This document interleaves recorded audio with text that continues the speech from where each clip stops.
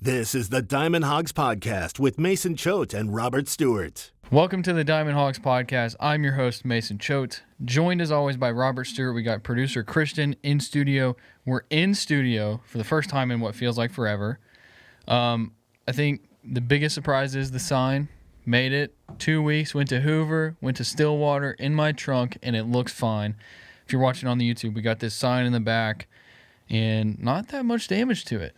Yeah, I mean, it's got some little chips on the corners, but you can barely tell from the camera, so. Yep, it is. It looks fine, and we got a great episode today previewing the North Carolina and Arkansas Super Regional in Chapel Hill. We've got Kendall Rogers of D1Baseball.com. Yes, you heard that right. Kendall Rogers came on the Diamond Hogs podcast to talk to us. Big time. We're just like two dudes doing a podcast, and he took time out of his day to talk to us. Got a lot of good stuff on there. He made me feel horrible about my future bet on Texas A&M, and then he made me feel a little bit better about it. So that's my big takeaway from the interview. He's an A&M alum, so he's used to heartbreak. Yeah. So great interview with Kendall Rogers. I mean, he knows college baseball as good as anybody. So you want to stick around for that. We're gonna preview the series against North Carolina. Get into it. We're gonna get into the numbers more than we normally do because, you know, it's super regionals. We got to go bigger and better. We got to do a super job. Super even. Yeah, some would say super. And so we'll get into that. We'll talk about that. And before we do, we need to remind you about where you can find us. You can find us at hitthatline.com or wherever you get your podcast, just type in Hit That Line. And you can find the Diamond Hogs podcast there and a bunch of other podcasts. They record their shows on the radio, ESPN Arkansas, Morning Rush Halftime, and you can find those podcasts on there as well. And we're also available on HawgBeat, on the HawgBeat YouTube. Go subscribe to the HawgBeat YouTube, leave a thumbs up, comment on there. Shout out to Wayne Stanridge, always commenting on our posts. So thank you to Wayne for listening all the time, and thank you for those who watch on the YouTube because we put a lot of work into that. So where else can you find us, Robert? That's it? Yeah.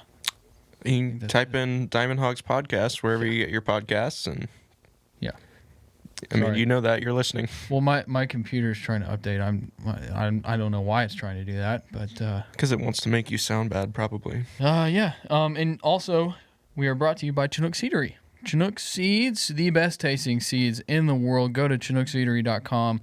Use code DHP10 at checkout for the best tasting seeds in the world. They are amazing. They're great for any time of the day, honestly. You can wake up and have some cinnamon toast in the morning. You can finish the afternoon with any of their other 6 flavors. It's good stuff. When I was driving back from Stillwater at 3 in the morning, I was chewing on some Chinook seeds, and it got me home safe. That right there is why you should buy Chinook seeds, because you will never, ever fall asleep at the wheel. Chinook seeds out here preventing automobile deaths. I cannot guarantee that, so don't try to fall asleep at the wheel while you're chewing Chinook seeds. Or any other time. Yes, there's no guarantee. I'm just saying that because it happens for me. So, anyways. Okay, then it'll start where I say okay. Okay, let's get into it, guys. So, Arkansas, North Carolina, in Chapel Hill. Have you guys seen the whole thing about tickets, finding tickets in Chapel Hill? Okay. Apparently, they're really struggling to get tickets to North Carolina fans because a bunch of Razorback fans have requested tickets. They can only give a specific amount to Razorback fans, but now they're making it to where it's like they're only selling standing room only tickets or something. The capacity for the stadium is like 4,100, and I think when they do standing room only, it goes to like 5,000, something like that. That's cute. It is cute. It's like, okay, congrats, you play in a high school ballpark, but it's going to be interesting. I wonder what kind of ballpark this is, because I mean, North Carolina, they hit a lot of home runs. Maybe it's a hitter-friendly ballpark. I don't know. Yeah, maybe it is. Let's all take a look at, was it Boshemer Stadium right now? I don't know. That's the name of it. 41,000 or 4,100 capacity, standing room up to 5,000. There you go. You got it right. Do they have the? Let's check the Wikipedia page. Let's see. Left field 335, right field 340. Left center, 370. Right center, 355. So lefties could have a big day. 400 to dead center. 355 to right center field. That seems short, doesn't it? I think everything seems short. Well, Yeah. 340 to the pole and right is one of the longer, I think, but Yeah, but if you get 355 in right center. right. I'm pretty sure at bomb it's 365 to right center, 370 maybe. Okay. I'll So buy it. about 10 to 15 feet shorter in right center. Okay. All right. You know who that bodes well for? Michael Turner. Michael Turner, yes. Speaking of Michael Turner, the NIL deal he signed. I mean, that may be the moment of 2022 in college athletics right there. I think this is what NIL was meant for. Oh, yeah. Let's see. What was his post? Okay, here we go. I'm excited to announce my new NIL deal with Castle Rental and Pawn as their official D1 Rental Baseball Player of the Year. They've provided great value to their rental customers in Northwest Arkansas for over 40 years. Visit their website. Blah, blah, blah. Good for Michael Turner. That's like trolling a troll right there. Yeah, and from an inside source, I heard that Michael Turner just did not care. Like, he thought it was funny, the whole thing. So, good for Michael Turner. But let's talk North Carolina, okay? By the way, it is Boshemer Stadium, I believe, because they call it the Bosch or the Bosch Pit. How do you know that's not Bosch? Why would you call it the Bosch Pit? I don't know. Why do you have to be a jerk all the time? Okay, North Carolina baseball. So they've won 19 of their past 22 games. They won the ACC tournament, and they won the Chapel Hill Regional. It's unfortunate because it's another North Carolina-based team that is really hot in the Super Regionals. Yes, they are really hot. However, if we're going to talk about the last weekend alone, right, because that's when the new season, quote unquote, started. North Carolina played one Power 5 team this past weekend. It was Georgia. I don't remember what the score was. Yeah, but Power 5 doesn't really matter in baseball. Unless you're like the SEC, and even then it was Georgia and they were playing really bad baseball. Okay, sure. They were coming off a 24-1 win against another bad team, which North Carolina beat. But my point is, if we're looking at it based on last weekend alone, North Carolina won a series against VCU, who, I mean, I don't really have anything to say about them because I don't know anything about them. And then Arkansas took 2 of 3 on the road from a top 8 national seed. So, I mean, I think we need to break it into regular season and postseason. Arkansas is currently the hotter team, having beaten more quality opponents. Okay, if you want to say that, though, North Carolina played Clemson, Virginia Tech, Notre Dame, NC State in the ACC tournament. That's postseason baseball. That's fair. And Notre Dame, Their and Virginia season wasn't Tech- going to end, though. Notre Dame and Virginia Tech are both in the Super Regionals. Arkansas played Florida and Alabama and lost to both of them. And then they turned it around when they needed to. They did, but you're trying to say that North Carolina isn't playing quality opponents, but those are quality opponents whether you believe that it mattered or not because it was the ACC tournament. They were. They played Florida State in the season. Wake Forest was a good baseball team. They beat NC State in one of their final 3 series, and I know that was regular season, but I mean Notre Dame, Virginia Tech, and they outscored those two a combined 17-2 in the ACC tournament. I mean, So I disagree with you. okay, that's fine. I'll give it to you. They're swinging hot bats. Yeah. Like I tweeted out earlier. What is today? Thursday. About the folks that made the all Chapel Hill regional team and the folks that made the all ACC teams, second and third. And their stats from this past weekend, very impressive. The question is, based on those opponents, VCU 3 times, Hofstra once, how much value do you put into those stats? I don't know. But speaking of their pitching and how they've played over the past however long, let's see, this is since the postseason started, so the ACC tournament, North Carolina's opponents are averaging just a little bit over, I rounded it up, running it down to 3.5 runs per game over the past 9 games. And this is from a team that didn't have a single pitcher on any of the All-ACC teams.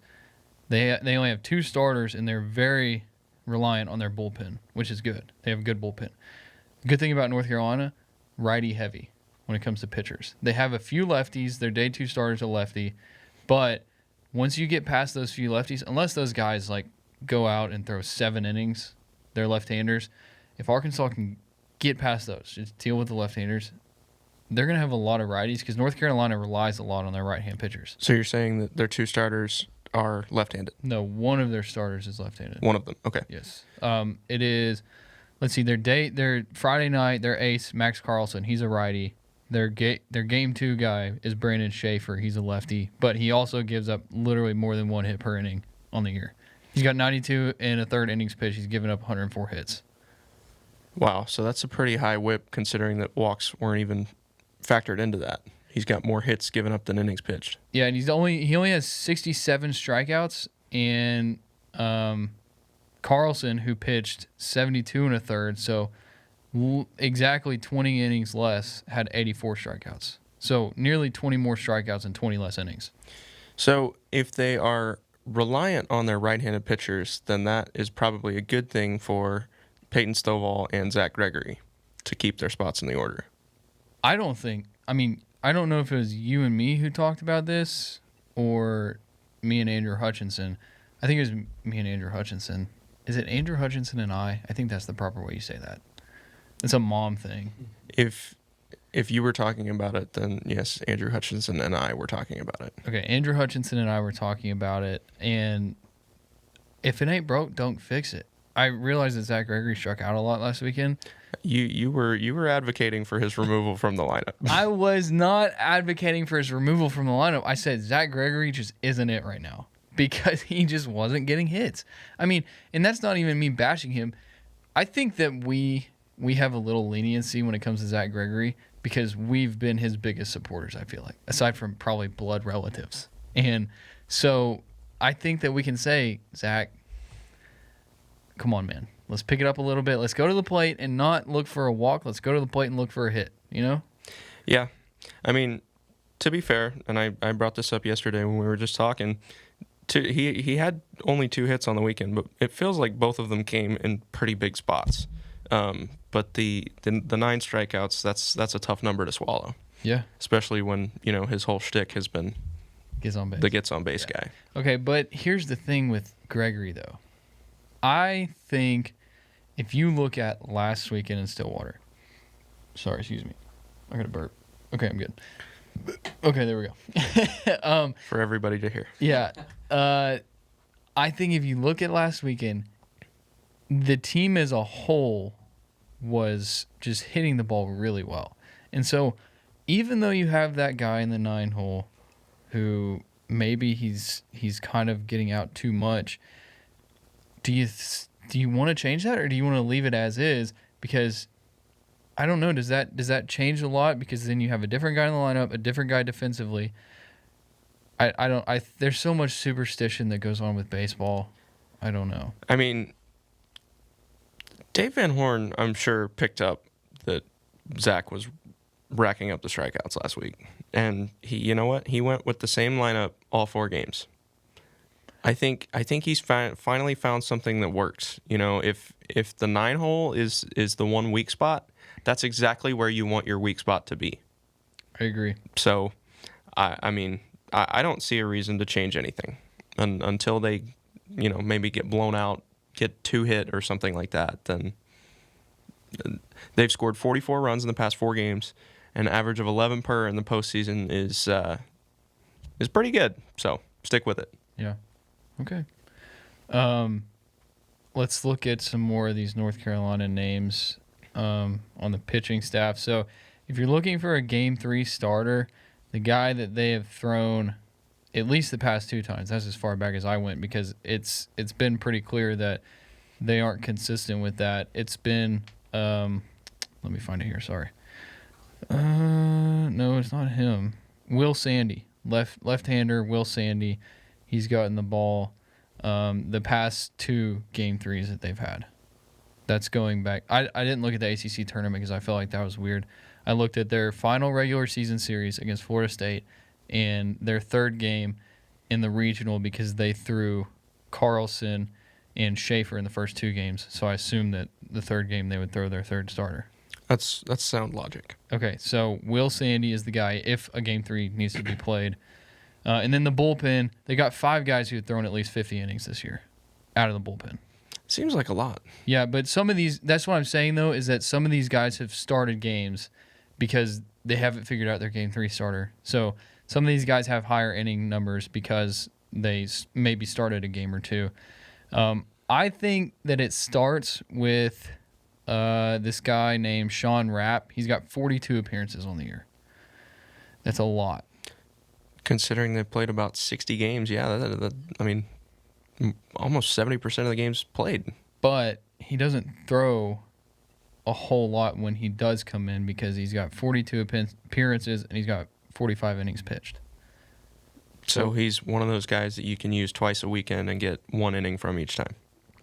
Yeah. If you're looking for a guy who they rely on as maybe more of a long relief or kind of a guy who's going to come out and lock someone down, it's Davis Palermo. I think that's how you say it. He's a right-hander. He's got a 2.62 ERA, 71 strikeouts compared to 22 walks, and he's appeared in 36 games. He's got 55 innings pitched. I think he did, and this isn't me as an expert on North Carolina baseball because I'm not, and I haven't watched them. But if I'm looking at this and saying who's their go-to guy out of the pen, maybe, I mean, throughout the year, Evan Taylor or Zach Morris for Arkansas, it's Davis Palermo for North Carolina. I'll take your word for it. Okay. You've done more research in the pitchers than I have. Well, but I want you to speak up. I feel like I'm talking about. Well, I mean, North Carolina the whole time. I'm telling you, I haven't looked into the pitchers. I feel like the roles are reversed today. I normally scout the pitchers, and you. Well, I had to write a story about it. That Go makes to sense. HawgBeat.com and check it out. That makes sense. Palermo, he pitched 3 times in the Chapel Hill Regional, struck out 7 batters. He went 4 1/3 innings total. So he did give up 2 or 3 runs to VCU in the game where they won 19-8 over VCU. So fortunately, they could afford to allow a couple of runs. Yeah. A few more names when it comes to pitching. Let's see. Maybe I think that might be all I have. They got a senior right-hander, Gage Gillian or Jillian, one of those two. He's throwing 51 2/3 innings. He's another. I think that he's probably their go-to righty behind Palermo. And then if you're looking for another lefty, it's Caden O'Brien. He threw 4 innings in last Sunday's win over VCU. I think he gave up a few runs in that one too. Maybe last Sunday. Here's Sunday's 19-8 win. Let me pull up the box score. Caden O'Brien, 4 innings, 3 earned in that one. Okay, so then I was wrong about Palermo's stats. Whatever. Anyways, he's a right-hander.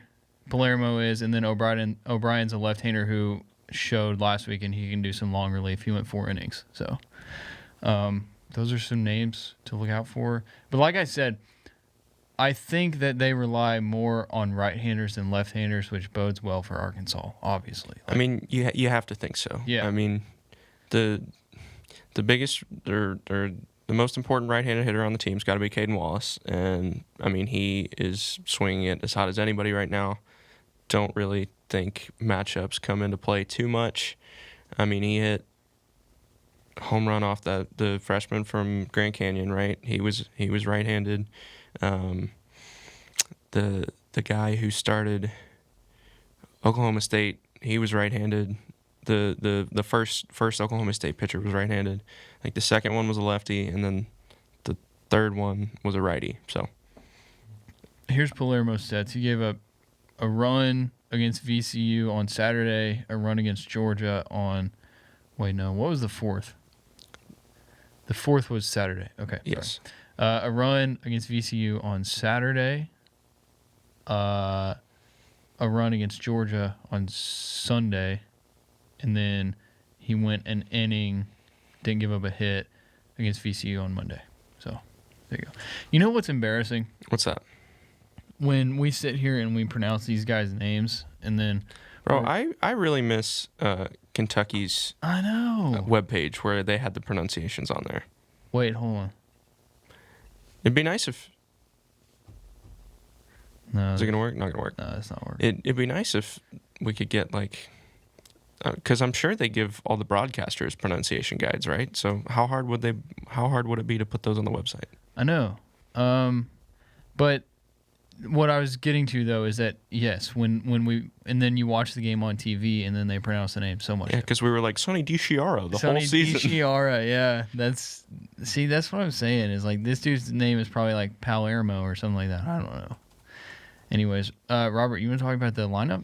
Yeah, let's talk about the lineup. They're like I said earlier, they're hot offensively. They had a handful of guys named to the all-regional, the Chapel Hill Regional All-Tournament team is the official name of it. 4 dudes. Sorry. Thank you, Trevor Noah. 4 dudes on the all-tournament team this past weekend, 3 of whom are freshmen, which is interesting. They've got the catcher, Tomas Frick. I'm gonna assume it's Tomas because that's cooler than Thomas. Sorry if there are any Thomases listening. He was 7 for 17 on the weekend, and yet at the same time, he's their worst statistical hitter on the season, or second worst. He's got a 264 average. So he sort of came on this weekend against, 3 games against VCU. Mac Horvath is their third baseman. He was 8 for 23 on the weekend, better than 333 average. He's another freshman. I don't know if I just said that or not. He, on the year, is hitting 273, sort of middle of the pack there. Vance Honeycutt is the third of the four guys on the all-regional team. He's also a freshman. Some of you may know his name because he robbed a home run in the 9th inning against Georgia in that elimination game Sunday, I think. He was 8 for 21, also better than 333. Drove in 7 runs, scored 8 times, hit 3 home runs. And he was also on the third team All-ACC this year. So he is... If Tommy White didn't play this year, Honeycutt was going to be freshman of the year because he hit 24 home runs. Yes, he did have 24 home runs. I noticed that. That was quite a few. So yeah, Tommy Tanks stealing a little thunder there. Future Razorback Tommy Tanks. Heard it here first. He's okay. Okay. We'll get to talking a little bit of transfers later in the episode. Mm-hmm. The fourth guy, junior left fielder Mikey Madej, Madej. Let me pull it up. He was the most outstanding player of the Chapel Hill Regional, so the Michael Turner counterpart. He was 9 for 24, drove in 8 runs, and yeah, that'll get you most outstanding player, I guess. So does North Carolina are there like a lot of Italian people in North Carolina? Christian, aren't you Italian? No? No, I'm not. No. Oh, you're Boston. Yeah, well, that's not my ethnicity. No, Boston is not my ethnicity. But There's no ethnicity, but I'm saying, where did I get Italian from you? Everybody says that, but no, I'm Mexican and Irish. Okay. I was going to see if you knew anything about North Carolina. As far as the Italian angle? Yeah. I don't know. There's like a lot of Italian names on here. I just looked up how to pronounce Palermo, and it had like the national flag of Italy or whatever on it. So, anyways. Okay, so what I just talked about, those are the 4 guys on the Chapel Hill Regional All-Tournament team. They had a couple other guys make the All-ACC teams during the regular season. They have a junior shortstop named Danny Soretti. There's another Italian-looking name.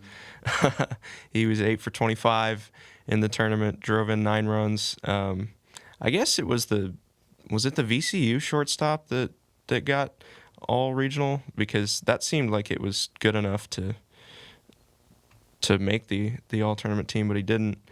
Yeah, it was the VCU shortstop. Not sure what he did. And then the other guy, Angel Zarate, he's an outfielder, junior, had 10 hits, 5 RBI last weekend. Another seemingly snub, but Yeah, I mean, this lineup's loaded. It feels a little like North Carolina State last year, right? Like they all had impressive stats from the regional. Yeah. It's going to be tough, man. It's another one of those teams that you're running into, and I don't know. The good thing is that last year, Arkansas in the regional, it seems like they struggled a little bit, and you could feel the bats were just getting cold, and at some point it wasn't going to hit. But then they scored, 20-something runs against North Carolina State in the first game, and you're like, okay, here we go.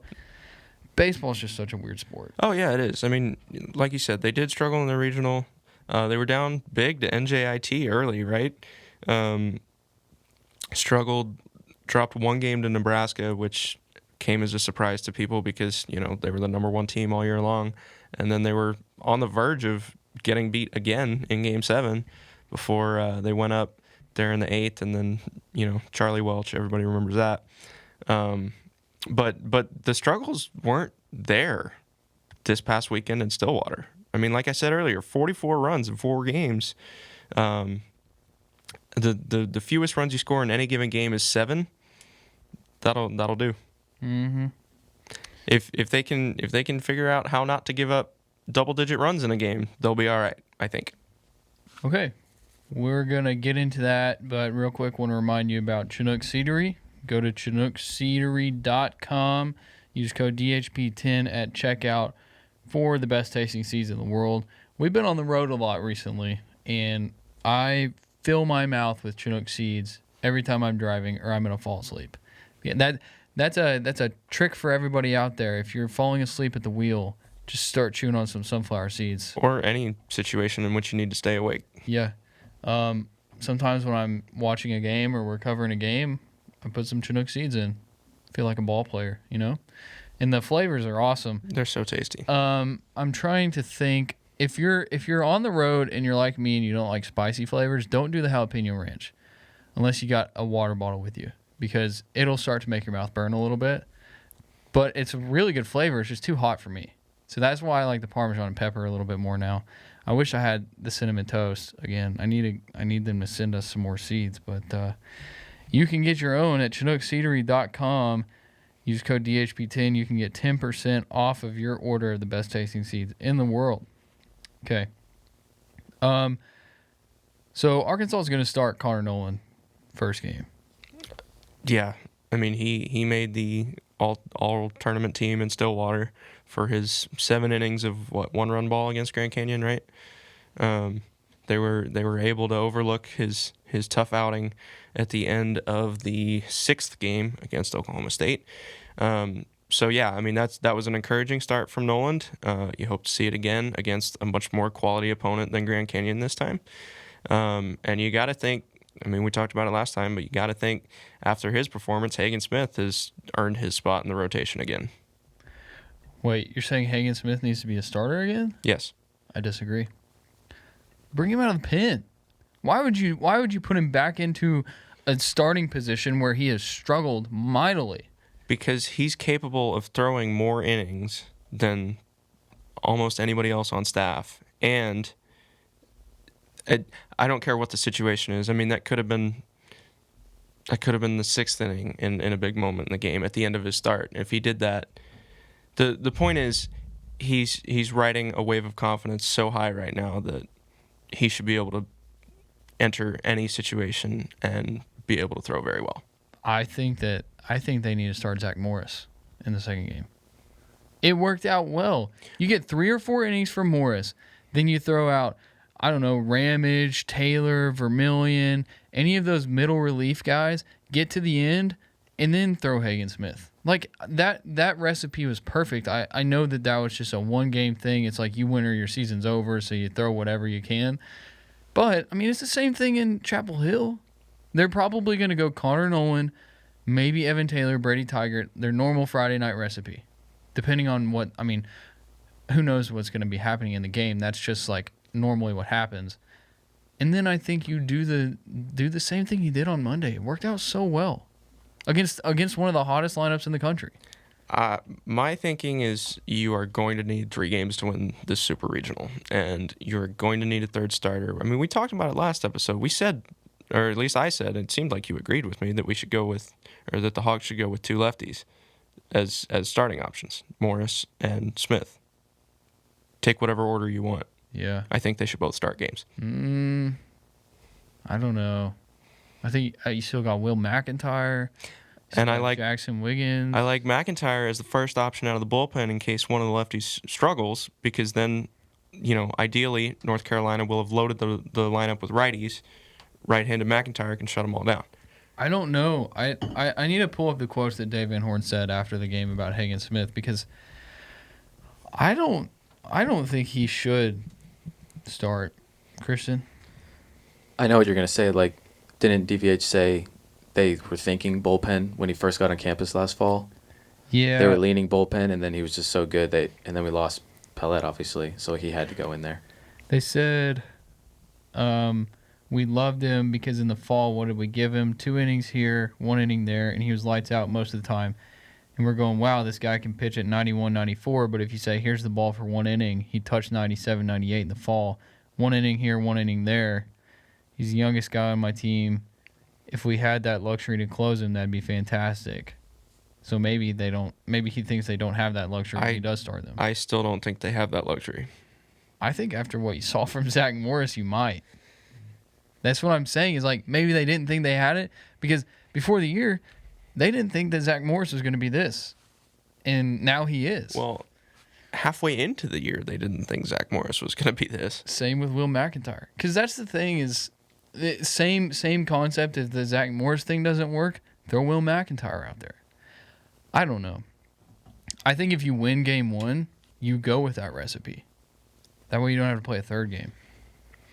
And if you do go with that recipe, then maybe they start Morris in the second game, and they do the same thing. Morris, and then either Ramage or McIntyre, maybe Vermillion for an inning, and maybe they get late in the game and they're losing, and they decide to not throw Hagen Smith, and then they start in the third game. Yeah. So I don't know. Realistically, we're talking about this, and then Hagen Smith or maybe Jackson Wiggins starts the second game. Who knows? Yeah, and we probably won't know, because here we are. It's Thursday afternoon. Haven't heard anything about a press conference, and it's literally the biggest game weekend of the season, and we haven't heard a thing. Also, we asked for interviews, and we're told that there's going to be a media availability. The only media availability at all this weekend would be a press conference with Dave Van Horn. And it's probably going to be kind of like in Stillwater, where we can't even ask questions because they're not going to do a Zoom. You have to be there. Yeah, I mean, we'll definitely have to watch it back, because we aren't going to be able to go to Chapel Hill. It's so annoying.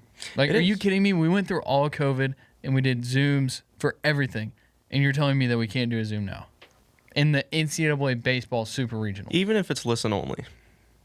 It's just, it blows my mind, the technology abilities that we have, and they can't do that. I'm here with you. I know.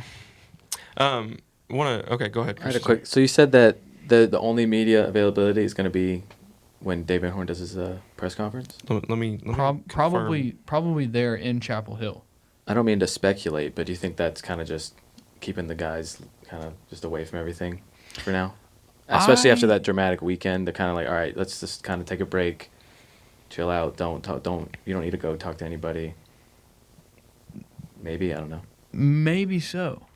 Maybe so. I don't know when they were traveling to Chapel Hill though. I don't either. I think we requested on Tuesday. I think Monday or Tuesday. Unless it had to be Tuesday because they played a game on Monday. Well, didn't Turner just do something, or was that? That was his NIL deal. Oh, okay.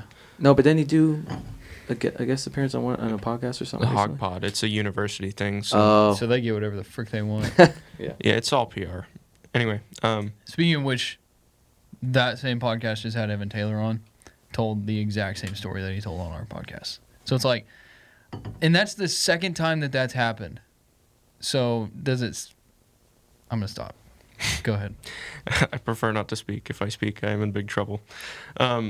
Where was I even going with this? Oh, yeah, the only media availability will be press conferences this week, and they will not be open to media who are not traveling 15 hours to Chapel Hill, North Carolina. That's confirmed? Yeah, that's what the contact said. What the heck? I want to turn for a minute here to the poll that we put out. It's got a little bit over 500 votes right now. 93% of folks who voted on that Twitter poll seem to think that Arkansas is going to beat UNC. Are you feeling that confident? Hold on, I'm pulling it up. Shout out to the listeners for participating. That's awesome. Yeah. I know. 500. That's more than we have followers. Hogs in 3, 58%. Hogs in 2, 35.1. I don't know. Isn't Arkansas the betting favorite? I think they are. Let me pull up. We'll go with Bet Saracen odds. Local, Arkansas. Yeah. Let me. Okay. No, they're both at minus 115, so it's even odds. Oh, that's right. I saw that. Okay. What was it? College Baseball Nation that like reseeded everyone based on like I guess how they're performing recently. I didn't see that, but shout out to the College Baseball Nation guys. They're fans of the podcast. They're listeners, which is just weird. Yeah. Yeah, they did reseed the Supers. Going off of their rankings, Arkansas would be number 6 and UNC would be number 14. What the heck? And they had so Tennessee won. I mean, I guess they put a lot of stock into 2 out of 3 against Oklahoma State, right? Tennessee won, Virginia Tech 2, Stanford 3, Oregon State 4, A&M 5, Arkansas 6, and then Oklahoma. I'm already all the way. Oklahoma 7, Texas 8, Oklahoma 7. Talk about putting a lot of stock into recent play. Auburn 9, Notre Dame 10, Louisville 11, Southern Miss 12, 13. Ole Miss. 13? Ole Miss 13. Wait, am I missing one? Where's Ole Miss? Oh, I see it now. 14 North Carolina, 15 East Carolina, 16 UConn. No love for East Carolina, who's hosting a Super, huh? No, I guess I don't know. It's crazy that Texas has come this whole way. There's one point where like Texas was really bad. Yeah, I mean, like, because they were top 10 for a while to start the year, and then I think got swept by Oklahoma State, and then just started plummeting. But they came back. I mean, they made a run toward the title game, didn't they? They lost to Oklahoma in the Big 12 championship. I thought they lost to Oklahoma State in the Big 12. They beat split Oklahoma State. They split a doubleheader with Oklahoma State in the semifinals. Big 12 baseball tournament. And I want to say And they lost to Oklahoma in the final. Yeah, there you go. So Oklahoma State had to win both of those games to get to the final. So you guys are better than me. Well, Yeah, this is why we have him. I was watching the to be Hispanic better than you. Titanic. Oh, Hispanic Titanic. It was Oklahoma and Texas in the championship. When's the last time Oklahoma lost a baseball game? Oh, they lost one to Florida. They dropped one to Florida, but they had the ability to drop one to Florida. I thought about placing a future bet on them to win the College World Series. Still have my A&M one.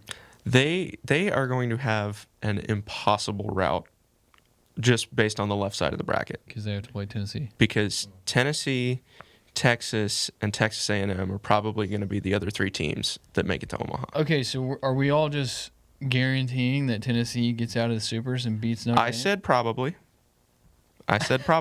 I cannot explain how happy I would be. Because that would make Arkansas last year just mean nothing. Can we agree that this year's Tennessee team is better than Arkansas's team last year? Yes. Okay. The curse of the number 1 seed is real, though. That's what I'm saying. They might lose. They might. Is Notre Dame that team? I don't know. I mean, was North Carolina State that team? Nobody thought that was going to happen. Were they a 2 or 3 seed out of their regional? They were a 2 seed. Does that mean Arkansas was going to make it? We knew they were hot. I don't think we knew they were that good. I really don't. I remember us recording our NC State preview podcast last year, and we were both very confident that Arkansas was going to win. Well, I mean, yeah, it was barring a total offensive collapse, which is what happened. Yeah. Yeah, sometimes I forget, like, going into that series, I don't even remember what I was like. I was like, there's no way we're not going to the World Series. Like, I didn't even think about them for a second. Yeah. That's how I mean, like, because it's the same concept as with Tennessee this year. There's no way they lose. until they lose. Why would you think they lose? You Yeah. have to see it to believe it, right? Yeah. All right. Did we want to talk about anything else with Arkansas? I don't really think there's much to change if you're Dave Van Horn.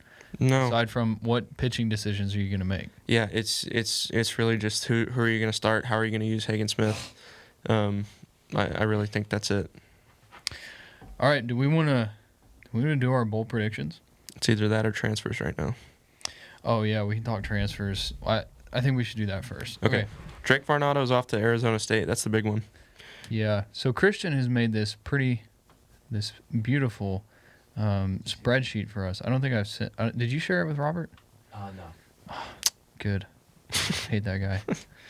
I told you to make it on the drive so we can all edit it and stuff when you hear news. Oh yeah, that's my bad. What I had an a busy idiot. morning. I had a busy morning. So here we go. Potential. No, these are transfers. So Varnado, he transferred to Arizona State. Mark Adamiak, Vincent Trapani, they both entered the transfer portal as well. Apparently, it's not confirmed on Adamiak, but he is. Well, right. Trapani tweeted that. I saw that. Yeah. I mean, he never saw the field this year. Adamiak, that was one of the guys who Dave Van Horn was like, you're going to see a lot more of him this year, and then we didn't. Yeah. So I can't say I blame him if he decides to, leave camp. Where did Bernardo go again? Arizona Arizona State. State. Yeah. Yeah, he was mainly a pinch runner all year. Didn't really see the field much. I feel bad for him, kind of, but because I was high on him when he came on campus. I was ready to see him play a little bit. I was curious about that one because like you said, he didn't see the field much, but he was one of the only freshmen to see the field at all. There was a path for him to play shortstop. Start at shortstop next year. Yeah, we know Battles isn't coming back. But they're bringing in a couple of infielders. So Harold Cole from San Jacinto. They also just got what's his face from San Jacinto, the pitcher. I tweeted about it. I can't remember his name. And then they got the guy from Creighton, Jared Wegner. He was I think he was Player of the Year in the Big East. No, he was first team All Big East. So that's a big get in the outfield. How is it that Creighton in Omaha, Nebraska is in the Big East? I don't know, man. I just don't know. Geographical oddity. Hunter Holland, left-hand pitcher out of San Jacinto. He went 10-3 this year, 3.08 ERA, had 104 strikeouts compared to 17 walks. Now, San Jacinto is junior college powerhouse, right? This is where Matt Goodhart came from, right? Goodhart came from there. I want to say where Brady Slavens came from there. That's where Jackson Rutledge left Arkansas he left Arkansas to go to San Jacinto and then became a first-round pick in Major League Baseball.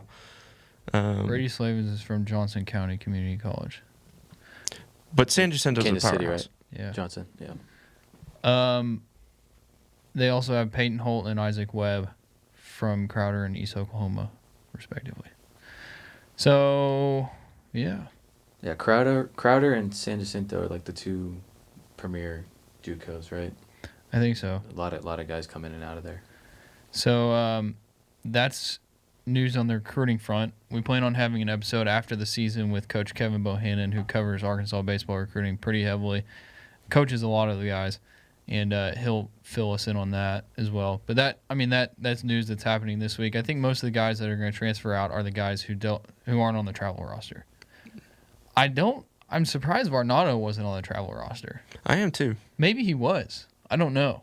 Do they give us the travel roster? I don't know. No, it was funny. I was texting Andrew Hutchinson on Sunday, I think, when you guys had to leave, because he was trying to do a little scouting on Missouri State when they were up 12-0 in that one game, because everybody thought that Oklahoma State was done for. But I went up and asked the SID from Missouri State if they had the 27-man roster. He was like, "Yeah, we don't really give those out." So, no. Okay, what do you do? What right. is your job? Right. That is your job. Oh. One last thing on the recruiting and transfers. This lineup is, going to be completely different next year. Oh yeah. And I know it happens every couple of years, and it's nothing new. But as of late, it's like how good we've been. It's just going to be interesting to see like who kind of fills in and who steps up next year and moving forward. Yeah, I mean, if you're an Arkansas baseball fan, you're definitely going to want to soak up these last several games hopefully several games that these current Razorbacks have, because like you said, Christian, it's about to get a whole lot different. All right, let's get into bold predictions. I'll start. My bold prediction is Zach Morris starts a game, goes 5 innings, Whoa. and gives up less than 3 runs. 3 runs or less. See, I was going to go with Hagen-Smith quality start, but I feel like that's too similar. I'm not going to give Morris a quality start because 6 innings is a lot. I don't think he's going to be able to go 6 innings. I think I'm going to say 5 and 3 runs or less. So a mini quality start. An almost quality start. It won't show up in the stat sheet as a quality start, but it would be a quality start. Okay. Of sorts. Yeah, I'm gonna go with Hagen-Smith. I think as Phil Elson said on the broadcast last week, he grew up right in front of our eyes. He's a new pitcher, and or maybe he's not a new pitcher. He unlocked the uber competitive Hagen-Smith that had been hiding for 2 months or whatever. So Hagen-Smith quality start, gets the win in game 2, sends the Hogs to the Supers. They're in the Supers. I mean, Omaha. We got to clip that. What an idiot this guy is. Yikes. Sends the Hogs to Omaha. No re-recording that one, buddy. We don't You're gonna re-record like anything. You're going to get canceled for that.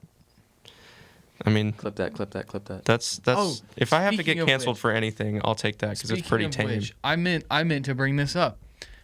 So I think we all know what happened. Everybody knows what happened with Michael Turner, Northwest Arkansas radio host. That, do we think fueled the team? Are we going with that narrative that fueled Yeah. the team? I said it last episode. It most definitely did. Okay, Robert, are you willing to take one for the team this week? How so? You got to say something bad about somebody. Oh, no. You got to do it, dude. We'll suspend you for a week and we'll bring you back. Come on, man. Well, here's the thing. Even if I did go on a tangent right now, They hate you already. The entire Okay. baseball program hates you already. Sure, maybe they do. But the thing is, like, I could go on a tangent right now, and all people would have to do is back the clip up to listen to what we're saying right now and But give it context. Like, anything I say, I'm not going to do that, though. I'm just going to clip from this point on and put it out there. that's bad journalism. Anything I could say, would have to be taken with a grain of salt because I don't mean it. Okay. I will not do it. So we're going to call Josh Teeter later on. Wait. I didn't get to do my bold prediction. I know. I just wanted it. You didn't want me to do one? Go, He just go wanted to ahead. cut you Go off. ahead. He hates No, you. it's Go fine. ahead. No, it's no, fine. No, I no. don't want to do it. No. Well, here's the thing, Christian. You keep talking, and every time you talk, it means I have to go back and edit your mic. Oh, I'm sorry. It's fine. Go do your bold prediction. All right, I'll keep it short. It's fine. Brady Tigert, I'm going to say he gets a save and returns to somewhat of his recent form before he kind of fell off lately. Is that bold enough? I think so. A save from Brady Tigert. That's it. He hasn't looked the part recently. Okay. I'll call it bold. Fair enough. Interesting that we all went with pitching predictions. Yeah. Okay.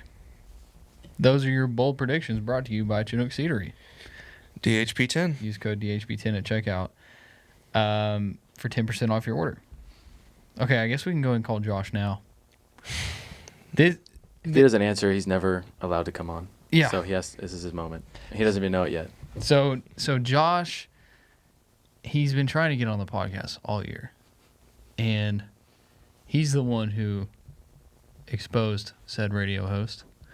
So what we're going to do is we're going to call him and get him to talk you into saying something, Robert. Also, we're just calling him because he wants to come on the podcast, and if he doesn't answer the phone, then he doesn't want to come on the podcast. Okay. It's really that simple.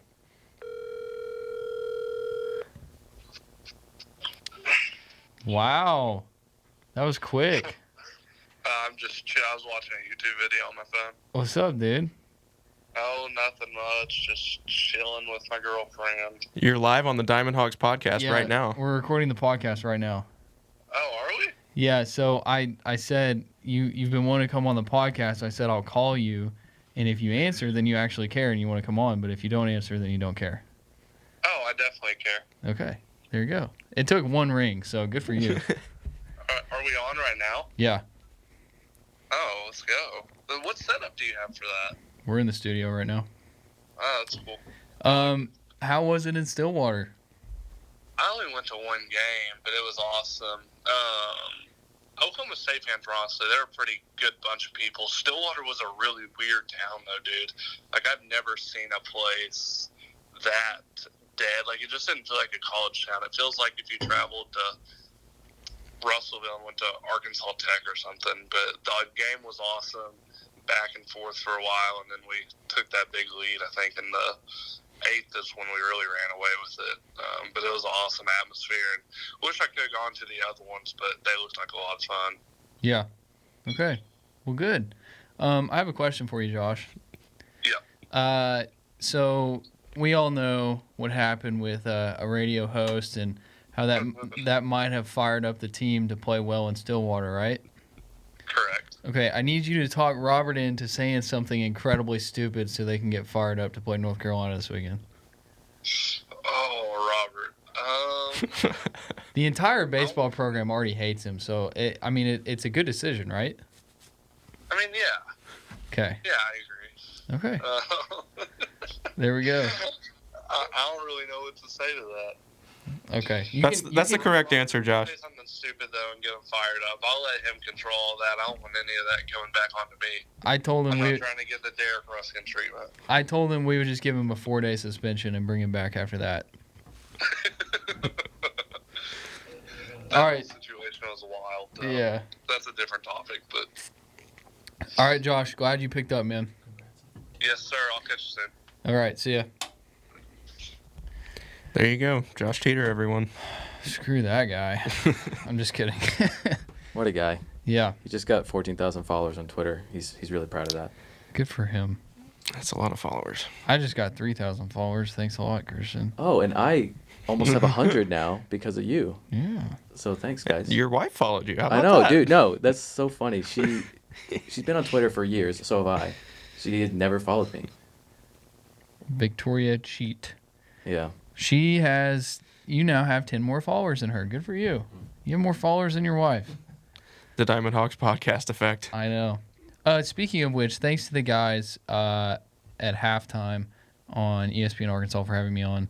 I was listening before they had me on, and they said some kind words about us and our podcast. So thank you to them. It was kind of them, just like it was kind of Phil Elson to let us use the radio booth in Stillwater. Well, he claims that we rented it, and my rent payment was to go on his show. So It seems like it was mutually beneficial. it was mutually beneficial. So, all right, guys, we ready to get to Kendall Rogers? Yes. All right. Let's do it. Here's Kendall Rogers.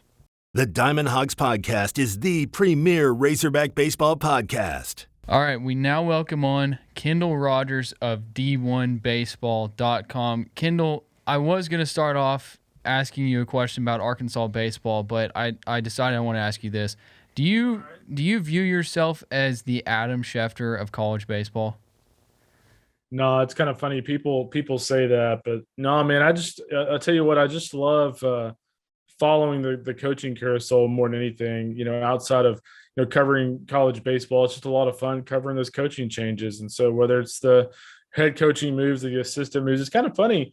Like you would think, like most people just be, interested in the head coaching moves, but I have a lot of people that actually love following the assistant carousel. It's a lot of coaches who, are looking to get a promotion or are looking to make a move, and it's really helpful for them to know kind of who's going where. So, no, man, I don't take myself too seriously. I think you can kind of see that with what I say to people on Twitter, but it's a lot of fun. Let's stay on the topic of the coaching carousel for a minute. Nate Thompson, the hitting coach for Arkansas, I believe you listed him as a possible candidate for the Kansas head coaching job. Does that have any legs, you think? I think he's certainly in the mix. I mean, the latest thing I'm hearing out of Kansas is that they're probably going to hire a head coach, a sitting head coach. But I mean, if they don't do that, Nate would make a lot of sense. You know, you're talking about a guy who is from Kansas, you know, coached at Missouri State, kind of knows the lay of the land around there, coached at Arkansas. We certainly know Arkansas recruits Kansas City and recruits the Heartland. So Nate would make a lot of sense if you're not going to go the head coaching route. But right now, it does sound like they're probably going with a sitting head coach. But I think it's just a matter of time before him or somebody like a Matt Hobbs gets a head coaching job. It's not a matter of if, it's more of a matter of when. And I think their time is coming, and probably coming here in the next couple of years. All right. So you were in Hoover, watched Arkansas play in Hoover, the two games that they played. It was a night and day difference between then and what they did in Stillwater. I'm curious if I don't know how much you got to watch of any of the games in Stillwater, but was there anything that really stuck out to you that Arkansas changed between Hoover and Stillwater? Pretty much everything. I mean, I think if you look at this team, just like attitude wise, I think the three of us would agree that when you look at the way they played in Hoover, they didn't play in that tournament like they wanted to be there. They didn't play in that tournament like they were playing for anything. And I thought the attitude they showed over the weekend and Stillwater was totally the opposite. I thought, you know, whether it was Michael Turner, whether it was Caden Wallace, you know, Hagen Smith, these guys played like a team with a chip on their shoulder. They played like a team that's been disrespected. And you know, I don't know what the spark is. I don't know if the radio guy being a doofus caused him to kind of spark things a little bit. But whatever it was, it worked, because for the first time, I feel like all year long, I thought Arkansas looked like the team that we kind of expected and that we had in the top 5 coming in the season. So the Hogs will be taking on the number 10 North Carolina Tar Heels in the Chapel Hill Super Regional. We were talking about it a little bit earlier on the episode. You know, these are the guys who made the all regional team. Here's what they did last week. Got into in depth a little bit with the pitching staff, but hopefully you'll be able to tell us a little bit more about what North Carolina is all about. Yeah, I think the biggest thing when I look at UNC is whether it's, you know, Angel Zarate or, Danny Soretti, who seems like he's been there for like 15 years now. And then, you know, Vance Honeycutt, you know, they're really dynamic offensive lineup. They can get it done in a variety of ways, whether it be the long ball, gappers, you know, they can execute small ball if needed. But I think the biggest thing for me when I look at North Carolina's lineup is everything's kind of predicated upon Vance Honeycutt, the talented freshman. And it's kind of weird that you say that, because it's kind of like, man, if you're predicating your whole offense based on a freshman, you're probably not very good. But man, he's not just a typical freshman. Honestly, to kind of give an Arkansas comparison here, like he's kind of what we thought Peyton Stovall was going to be coming in the year. And granted, Stovall has gotten better, but I think we all kind of expected Stovall to come in and instantly hit 350 with double-digit bombs, and that's probably unfair. Let's be honest with ourselves. But you know, Vance Honeycutt has kind of been that guy outside of Tommy White. He's probably been the best freshman in the country. You're talking about a guy who is really athletic in the outfield. If you remember over the weekend, he made that kind of acrobatic catch of the wall. He's really defensive. He's scrappy offensively. He's got a really mature approach. He's not going to swing a too many bad pitches. He does have a little bit of a decently high strikeout rate, but like he's gotten better and better as the season's progressed hitting wise. And he can hit for a lot of power. So, you know, I just think when you look at that offense, if Zarate and Soretti and Honeycutt get going, they're really, really difficult to slow down. As far as their pitching goes, we know that they go with the 2 starters, and then it's really just bullpen from there. But they have a really good bullpen. I'm curious from your perspective. You've watched more North Carolina baseball than we have. Do you think that really plays to their advantage to have those guys that they can bring in? You know, if one of the bullpen guys isn't doing well, they got 3 or 4 other guys who have thrown 50-plus innings this year. They do, but I would also argue the same thing about Arkansas. Like there are several, relievers out there for Arkansas that I feel like I have a lot of confidence in too in this kind of situation. So I think it's been one of those weekends where whether it's, Connor Nolan, Jackson Wiggins, Max Carlson for them or whomever, I think it's gonna be one of those weekends to where you've got 3 games to get to Omaha. And I think whether it's a starter going 3, 4, or 5 innings, I think you're going to see a lot of bullpen in this series. And so yeah, I mean, I think both teams for me have a lot of really, really high quality options at the back end, and that is kind of why they're playing right now. I mean, they have the ability to, if your starter gets in trouble, to go throw 4 or 5 guys out there that you don't feel like you're taking too big of a step down, and that really helps. So it feels like ever since everybody realized that Arkansas wasn't going to host a regional, we've heard a whole bunch of comparisons to the teams from 2012 and 2015. Now, I don't remember how well you remember, or I don't know how well you remember those teams, but 2015 was the last time they started on the road and won the Stillwater Regional, and 2012 was the last time they went 0-2 in Hoover.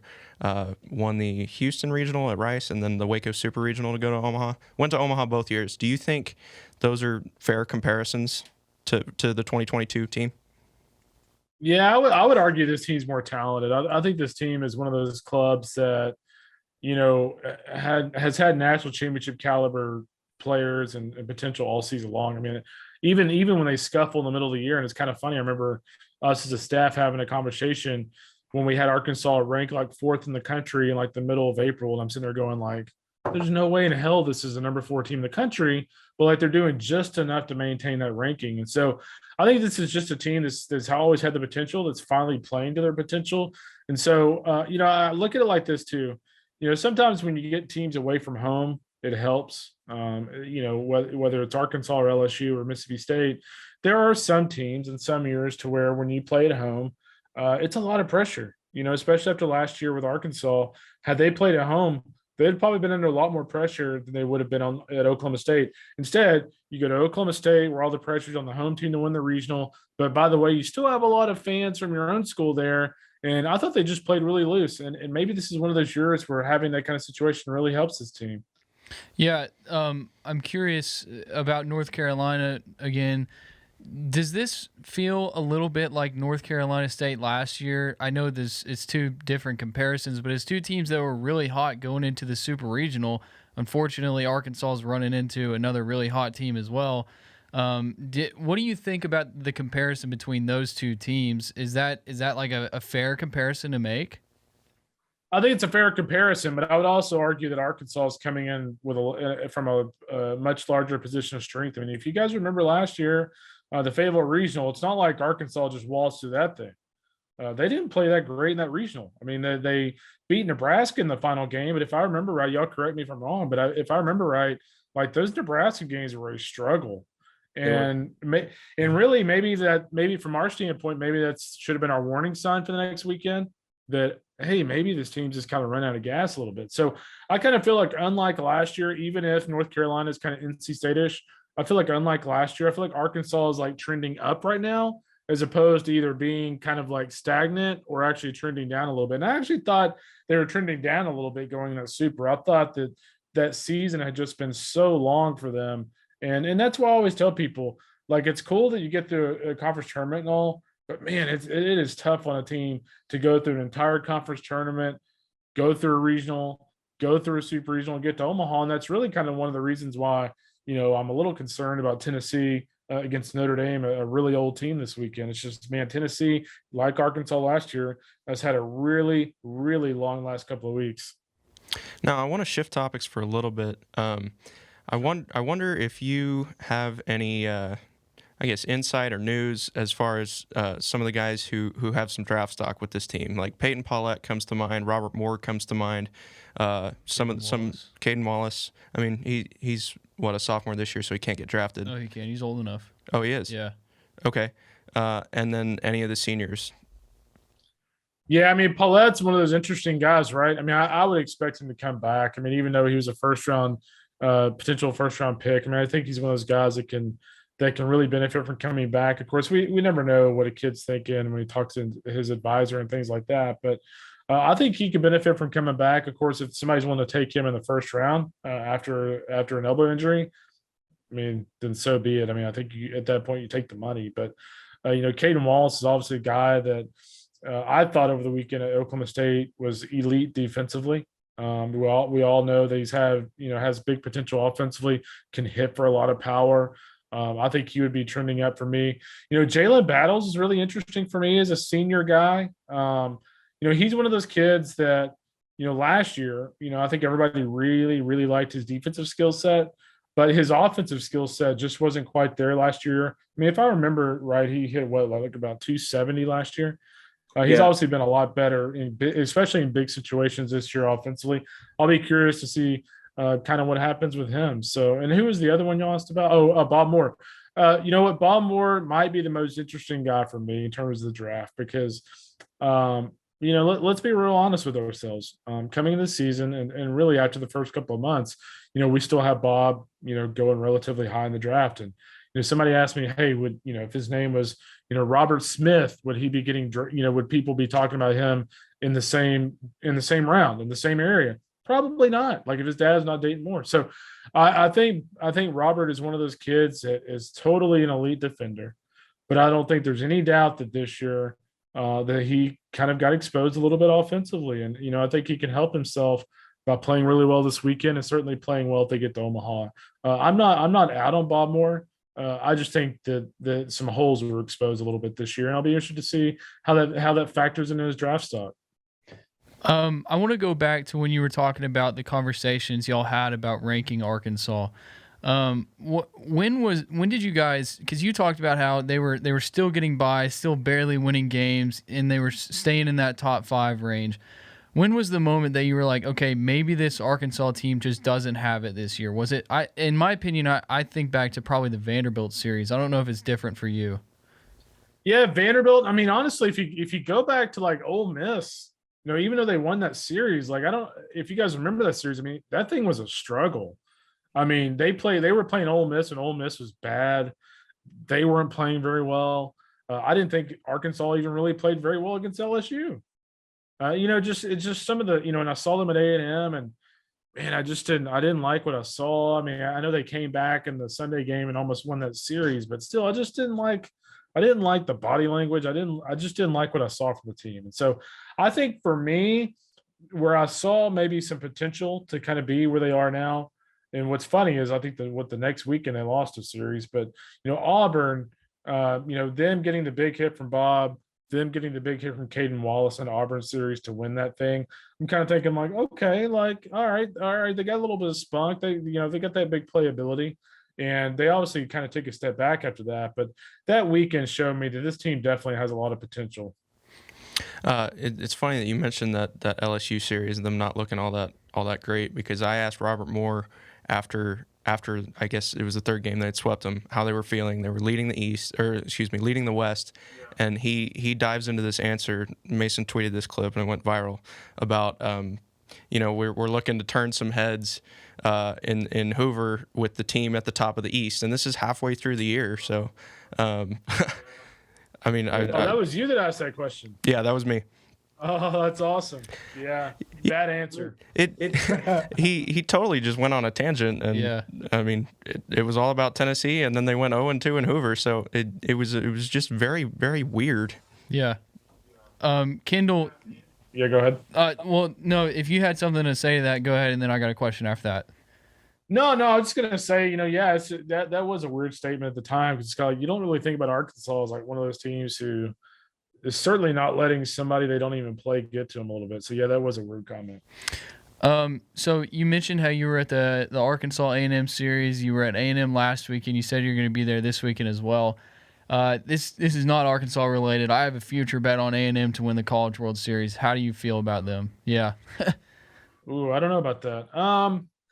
This weekend for them is going to be really interesting. I think when you look at that series against Louisville, if you really, really like offense, that's going to be a fun series. If you like pitching, I don't think it's going to be very fun, because I think those two teams can really hit. They're dynamic up and down the lineup. I think the biggest thing for me when I look at A&M, and to your credit, like A&M is one of those teams, like if they can get past this week, they don't have an ultra deep pitching staff in terms of options, but guess what you can do when you get to Omaha is everything is condensed. So, whether it was against Arkansas or against some other teams, they went kind of that formula of starting pitcher, Joseph Menifee, Jacob Polish, Chris Cortez. Well, you know what? When you're playing a regional like they did last week, it's really hard to kind of mix and match those roles. But when you get to a super or you get to Omaha, like you get a day off in between. You get a day off in between games. So, I mean, you could throw Polish and you could throw Menifee every single game, and they still get a day off. So, I mean, maybe your prediction isn't that far off. I mean, I'm kind of one of those people who, I went to school at A&M, so I've seen A&M in big situations totally flounder time and time again. So I guess I just don't have a lot of faith in them. But I mean, it's hard to bet against them right now. I mean, look what they did last week. I mean, they played a team who's been their nemesis. And what do they do in the top of the ninth? They scored 7 runs and put them out of their misery. So this team is a little different. Well, I got them at plus 15,000 odds. So I got.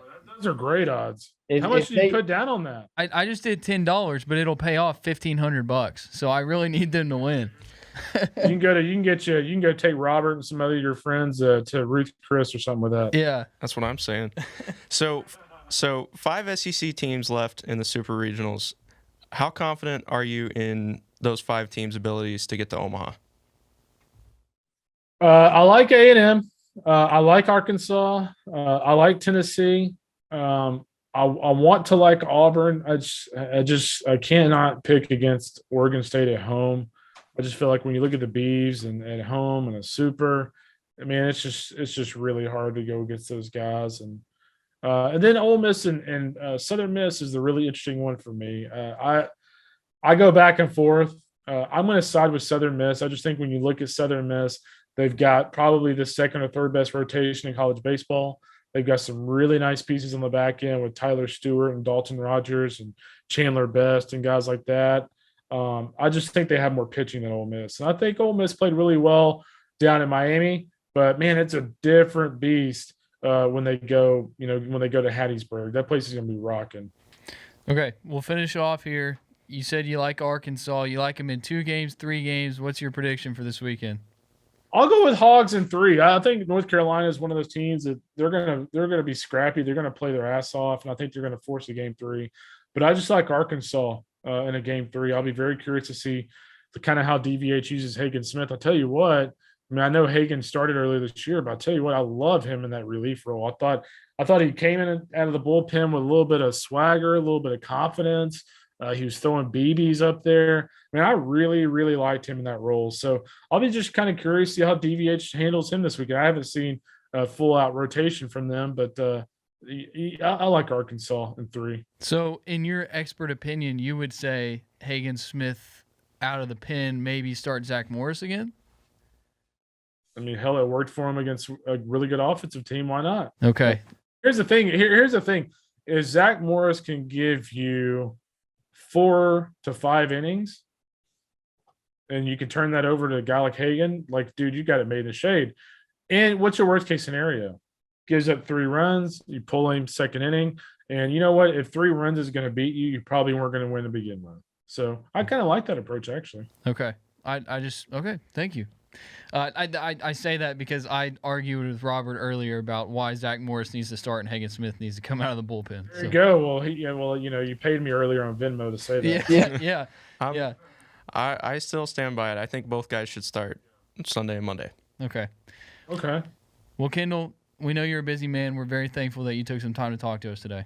Absolutely, dude, man. I meant to join y'all last week, but I think I literally ended the week with like 89 radio requests. So I'm glad I could get on here. That's insane. I do not envy you. You got it, man. Y'all be good. Good luck to the Hogs this weekend. You've been listening to the Diamond Hogs podcast. Follow the guys on Twitter at Choate Mason and at DRStew32.